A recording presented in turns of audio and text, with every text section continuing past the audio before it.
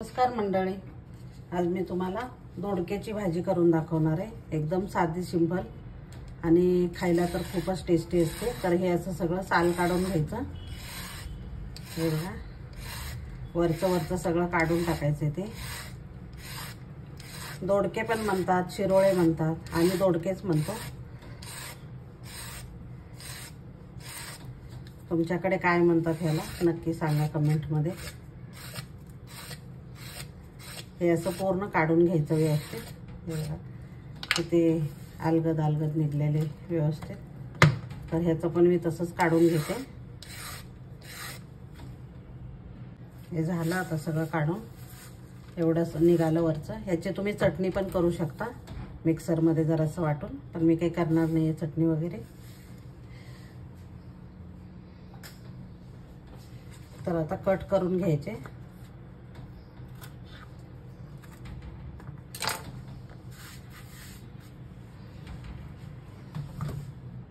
आता धुवून घेतलेले आहेत मी स्वच्छ। आता कट करून घ्यायचे। मी भरलेलाच दोडका करून दाखवणार आहे तुम्हाला। तर हे असे छोटे छोटे हे असे कट करून घ्यायचे। खूप छान लागतो असा।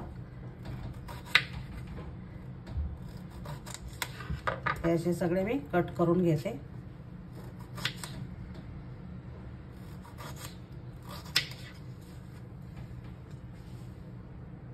आणि आता कट करून झालेलं आहे।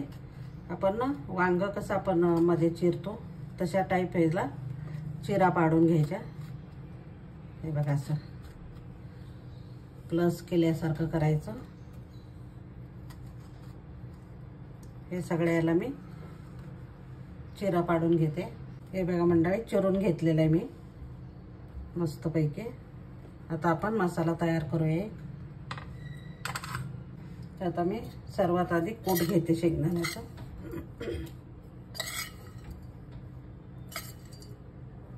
दोन अडीच चमचे कूट घेतलेले आहे मी। थोडीशी हळद घ्यायची, मीठ घ्यायचं चवीप्रमाणे, आणि हा आपला सोलापुरी काळा मसाला, तो पण खूप तिखट आहे, आणि जिरा पूड आणि धना पूड मी घरीच करते।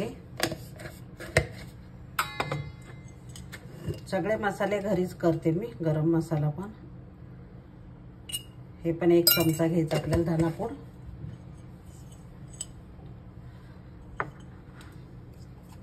आणि अद्रक लसूण पेस्ट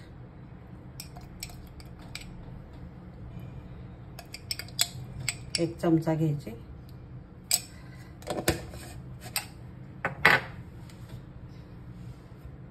थोडंसं तेल टाकायचं, कारण झटपट हा मसाला आपल्याकडे सगळं वाटलेलेच असतात मसाले, त्याच्यामुळं तुमच्याकडे नसेल तर तुम्ही तयार पण करून घेऊ शकता। आणि खोबरं घालायचं। मी भाजून वाटलेलं खोबरं आहे, असं मी करून ठेवते। खोबरं घालायचं 2 चमचे, आणि आता हे सगळा मसाला मिक्स करायचा, आणि आपण त्याच्यात भरणार आता। आणि हे गोडा मसाला 1 चमचा घालते मी, ह्याच्याने पण खूप भारी टेस्ट येते। तर आता हे सगळे मसाले मिक्स करून घ्यायचे मस्त, आणि भरून घ्यायचे याच्यामध्ये। खूप छान मसाला पटकन पण होतो आणि झटपट भाजी होते। आपल्याकडे सगळं वाटलेलं असेल ना मसाले, तर अशी पूर्वतयारी तुम्ही करून ठेवायची, आणि 10 मिनिटात तर भाजी तयार होते आपली, काही मसाला न वाटता। हे बघा, हा असा ओला झाला मसाला मस्त। आता हा भरून घ्यायचा पूर्ण।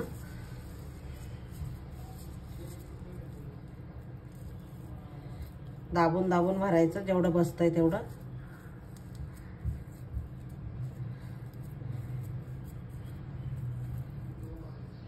ह्या पद्धतीने मी सगळे भरून घेते। वांग आपण कसं भरलं वांग करतो त्या पद्धतीनेच भरून घ्यायचं,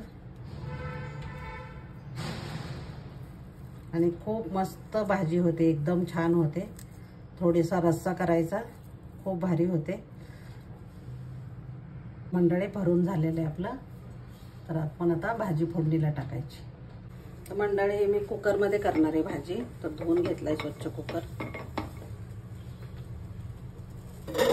एक 5 मिनिटात भाजी तयार होते, तर त्याच्यासाठी तेल टाकायचं। आता तेल आपण मसाल्यात पण घातलेलं आहे, त्याच्यामुळं कमीच घालायचं जरासं तेल। थोडीशी जिरी मोहरी घालायची फोडणीला।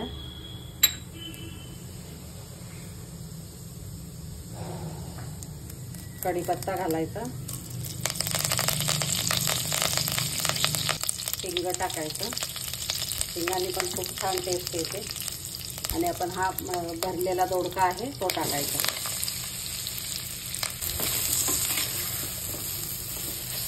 मिक्स करून घ्यायचं।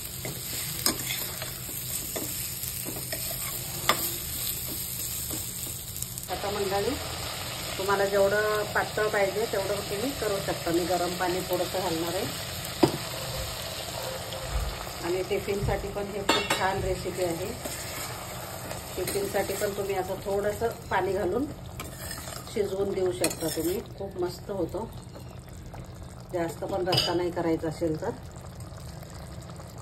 किंवा दुपारच्या लंचसाठी पण चांगलं आहे। आता मी झाकण लावते।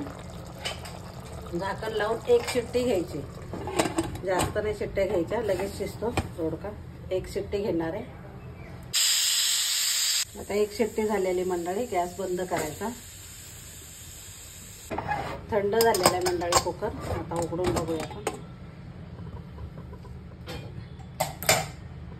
किती मस्त आणि हे बघा लपटप भाजी झालेली, मस्त एकदम। टिफिनसाठी पण देऊ शकता तुम्ही। आता आपण कोथिंबीर टाकून घ्यायची। कोथिंबीर टाकून घ्यायची मस्तपैकी। आणि किती छान झालेली बघा भाजी, एकदम मस्त झालेली।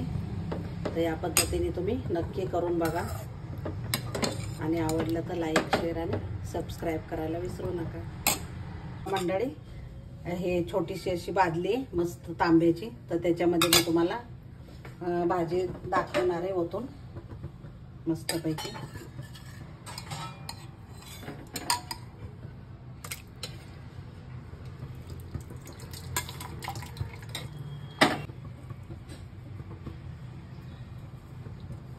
तर नक्की या पद्धतीने तुम्ही दोडक्याचा रस्सा लपतप केलेला आहे मी, तर टिफिनसाठी पण नेऊ शकता।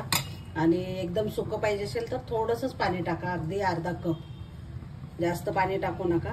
आणि घरी खायची असेल तर ह्याच्यापेक्षा आणखीन पातळ केली तरी चालेल। तर खूप छान झालेली, तर नक्की ट्राय करा आणि लाईक करायला विसरू नका। धन्यवाद।